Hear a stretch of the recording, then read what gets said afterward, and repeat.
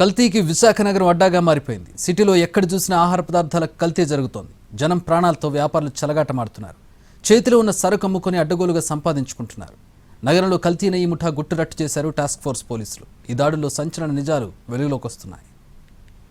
విశాఖ పూర్ణ market ప్రాంతంలో task force పోలీసులు దాడులు చేశారు. విశ్రాంతి లాడ్జీలోని రూమ్ నంబర్ 109లో కల్తీ నెయ్యి తయారు చేస్తున్నట్లుగా గుర్తించారు. ఆహార భద్రతా ప్రమాణాల శాఖ అధికారులతో కలిసి సంయుక్తంగా లాడ్జీపై దాడి చేశారు. కల్తీ నెయ్యి తయారు చేస్తున్న ముఠాను పట్టుకున్నారు. బళ్లారికి చెందిన ముగ్గురిని అరెస్టు చేశారు. వివిధ కంపెనీలకు చెందిన సన్ఫ్లవర్ ఆయిల్లో బళ్లారి నుంచి తెచ్చిన క్రీమ్స్ ను కలుపుతున్నారు. కల్తీ నెయ్యి తయారు చేస్తున్నారు. మంచి వాసన రావడానికి కొన్ని రకాల రసాయనాలను వినియోగిస్తున్నట్లుగా ఫుడ్ సేఫ్టీ అధికారులు గుర్తించారు. కల్తీ నెయ్యిని కిలో 350 రూపాయల చొప్పున అమ్ముతున్నారు.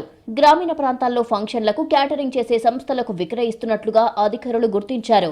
ప్రజల ఆరోగ్యంతో చెలగాటమాడుతున్న బళ్లారికి చెందిన లక్ష్మీపతి, శ్రీధర్, రాజశేఖర్లను టాస్క్ ఫోర్స్ పోలీసులు అదుపులోకి తీసుకున్నారు. ఈ ముఠా తయారు చేసిన 120 కిలోల కల్తీ నెయ్యిని స్వాధీనం చేసుకున్నారు. ఈ నమూనాలను సేకరించి హైదరాబాద్ ల్యాబ్కు పరీక్షల నిమిత్తం పంపించినట్టు ఫుడ్ సేఫ్టీ ఇన్స్పెక్టర్ అప్పారావు తెలిపారు. టాస్క్ ఫోర్స్ పోలీసులు నిందితులను అదుపులోకి తీసుకుని 1 టౌన్ పోలీసులకు అప్పగించారు. కొద్ది రోజుల క్రితం విశాఖలో ఫుడ్ సేఫ్టీ అధికారులు తనిఖీలు చేపట్టారు. లీగల్ మెట్రాలజీ డిపార్ట్మెంట్ అధికారులతో కలిసి సంయుక్తంగా చేసిన దాడుల్లో కల్తీ ఆహారాన్ని గుర్తించారు. ఆ ఘటన మరవక ముందే ఇప్పుడు మరో ఘటన ఏకంగా కల్తీ నెయ్యి తయారు చేసిన కేంద్రం నగరం నడిబొడ్డున దర్శనమిచ్చింది.